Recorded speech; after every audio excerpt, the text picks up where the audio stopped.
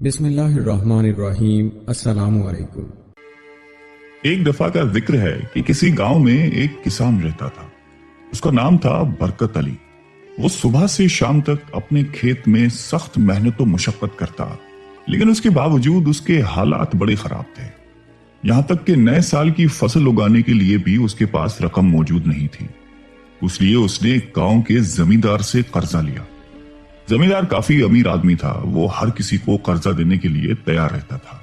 یہی نہیں بلکہ اس کی کوشش تو یہ ہوتی تھی کہ سب کو زیادہ سے زیادہ قرضہ دے، کیونکہ وہ اس پر بھاری سود لیا کرتا تھا۔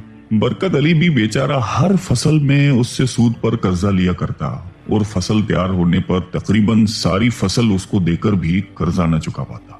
زمیندار اسے کہتا کہ تم فکر مت کرو، تمہارا یہ قرضہ جمع ہو رہا ہے، بعد میں اس کی کوئی صورت نکال لیں گے۔ برکت علی اس بات سے غافل رہا کہ کیا صورت نکالی جائے گی، مگر جو بھی صورت نکلتی وہ اس کی مجبوری ہوتی۔ ایک مرتبہ برکت علی کو کسی کام کی وجہ سے سامان سفر کرنا پڑا۔ دوران سفر راستے میں اسے اپنا ایک بہت پرانا دوست مل گیا جو بچپن میں اس کے ساتھ مدرسے میں پڑھا کرتا تھا۔ اس دوست کا نام تھا رحمت اللہ۔ اس نے برکت علی سے اس کے حال احوال پوچھے تو برکت علی نے سارا ماجرا کہہ سنایا۔ رحمت اللہ بولا کہ دیکھو برکت علی، سود ایک لعنت ہے۔ اللہ تعالیٰ سود کو ناپسند کرتے ہیں۔ اللہ تعالیٰ نے سود کے معاملات کرنے والے کے خلاف اپنا اور اپنے نبی کا اعلان جنگ کہا ہے۔ تم سے جیسے بھی ہو تم اس قرضے سے اور سود سے اپنی جان چھڑاؤ۔ برکت علی بولا کہ لیکن کیسے؟ میرے حالت اس قابل نہیں ہے کہ میں بغیر سود کے قرضے کی کھیتی اور پیداوار کر سکوں۔ رحمت اللہ نے سمجھایا کہ 3 چیزوں کو ہلکا نہیں سمجھنا چاہیے: فرض، قرض اور مرض۔ بس تم قرض نہ لو، چاہے تمہیں اپنی کچھ زمین ہی کیوں نہ بیچنی پڑے۔ کیا بات کرتے ہو رحمت اللہ، میرے پاس ہے ہی کیا سوائے اس زمین کے؟ اس کو بھی بیچ دوں گا تو کھیتی باڑی کس پر کروں گا؟ تم ہمت تو کرو، کم کھیتی کرو مگر اپنے لیے۔ اس سے تو بہتر ہے نا کہ تم سارا سال محنت کر کے زمیندار کے آگے ڈال دو۔ برکت علی نے ہیلا کیا۔ ٹھیک ہے، میں سوچوں گا۔ رحمت اللہ نے کہا کہ ٹھنڈے دل سے سوچنا، تمہارا تھوڑی سی زمین بیچنا تمہیں تمہاری ساری زمین کی محرومی سے بچا دے گا۔ وہ کیسے؟ اب برکت علی چونکا۔ رحمت اللہ نے کہا کہ جو قرض زمیندار کے پاس باقی رہ جاتا ہے اس پر جو سود لگ رہا ہے وہ ایک دن تمہاری زمین کی قیمت کو پہنچے گا۔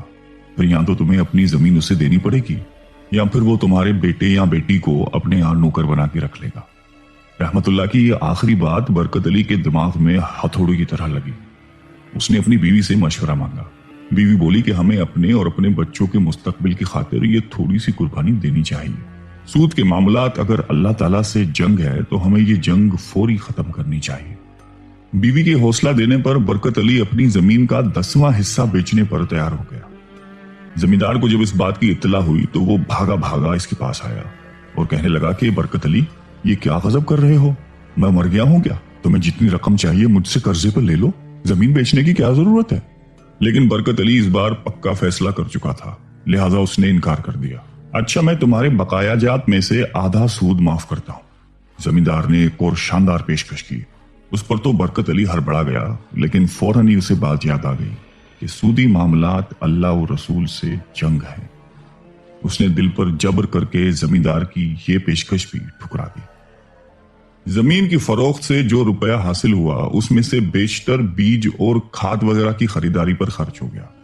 جو کچھ بچا وہ بھی تیزی سے خرچ ہونے لگا۔ کئی اضافی خرچے تو زمیندار سے دشمنی مول لینے کی وجہ سے نکل آئے تھے۔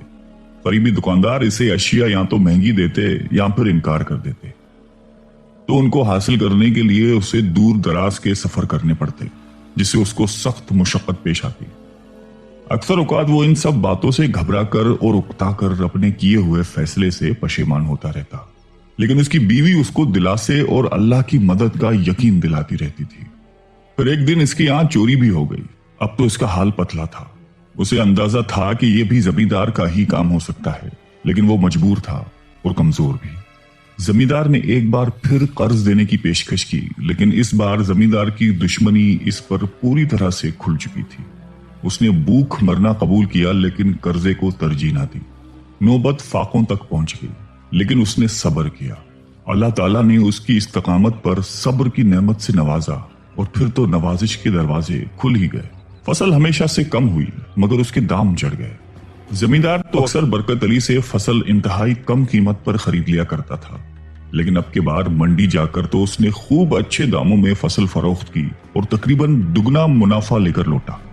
سب سے زیادہ خوشی کی بات یہ تھی کہ یہ سارا اس کا اپنا تھا، زمیندار کا نہیں۔ وہ بھاگا بھاگا رحمت اللہ کے پاس گیا اور اس کا شکریہ ادا کرتے ہوئے بولا کہ اب تو میں اچھے والے بیج، اچھی والی کھاد اور اچھی کیڑے مارنے والی دوا بھی خرید سکوں گا، پھر فصل اس سے اور بھی اچھی ہوگی۔ رحمت اللہ بولا کہ بھائی یہ سب تو تم کرو گے ہی، لیکن سب سے پہلے یہ بہتر ہوگا کہ تم زمیندار کا معاملہ رفع دفع کرو، اس لیے تمہیں اپنی ساری کمائی ہی کیوں نہ خرچ کرنی پڑے۔ برکت علی کو زمیندار کی طبیعت کا اچھے سے اندازہ ہو گیا تھا، مگر مسئلہ پھر یہی تھا کہ وہ اپنی ساری کمائی دے کر بھی زمیندار کا قرض اور سود نہیں اتار سکتا تھا۔ ایک بار پھر اسے بیوی نے مشورہ دیا کہ میرا تو خیال ہے کہ ہم تھوڑی زمین اور بیچ دیں، لیکن ہر صورت اس قرضے اور سود کی لعنت سے جان چھڑا لیں۔ برکت علی 1 سال میں آزما چکا تھا۔ اس نے زمین کا ایک اور حصہ بیچا اور ساری رقم لے کر زمیندار کے منہ پہ مار دی۔ بچی کچی رقم سے اس نے اپنا کھیتی باڑی کا سامان خریدا اور اللہ کا نام لے کر شروع کر دیا۔ اس کا سرمایہ اتنا محدود تھا کہ زمین کم ہو جانے کے باوجود بھی پوری زمین پر کاشت نہیں کر سکا۔ زمیندار نے اسے فقیر سمجھ کر اپنے حال پہ چھوڑ دیا۔ 4 سال بعد برکت علی ایک پوٹلی میں قرضے کی ایک بہت بڑی رقم لے کر جا رہا تھا۔ اس کے تیز تیز اٹھتے قدم سامنے سے رحمت اللہ کو آتے دیکھ رہے تھے۔ رحمت اللہ نے پوچھا کہ اے برکت علی، سناؤ کیا حال ہے؟ برکت علی گھبرا کر بولا کہ ابھی مجھے کچھ جلدی ہے، پھر بات کرتے۔ یہ پوٹلی میں کیا ہے؟ رحمت اللہ نے پوچھا۔ قرضے کی رقم ہے۔ برکت علی کے چہرے پر پریشانی کے مارے پسینہ بہہ رہا تھا۔ وہ تیزی سے ایک طرف کو بڑھ گیا۔ رحمت اللہ افسوس کرتے ہوئے بولا کہ کتنا سمجھایا تھا میں نے اسے، خیر جو خدا کی مرضی۔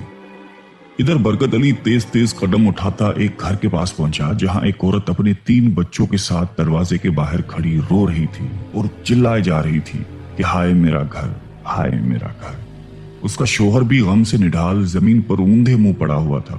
برکت علی نے اسے اٹھایا اور پوٹلی دیتے ہوئے بولا کہ یہ لو رمزو، اپنا قرض چکاؤ اور گھر واپس لے لو۔ رمزو میں گویا جان ہی پڑ گئی، مگر پھر افسردگی سے بولا کہ فائدہ کیا ہوا، اس کا قرض تو چکا، تمہارا چڑھ گیا۔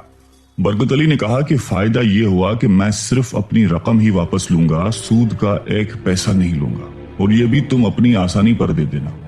برکت علی کے مال میں اللہ تعالیٰ نے ایسی برکت ڈال دی تھی کہ نہ صرف اس نے اپنی بیچی ہوئی زمین واپس خرید لی بلکہ اس سے کافی بڑی زمین بھی خرید لی تھی، اور یوں سود پر قرضے لینے والا تھوڑی سی ہمت اور استقامت سے بغیر سود کے قرض دینے والا بن گیا۔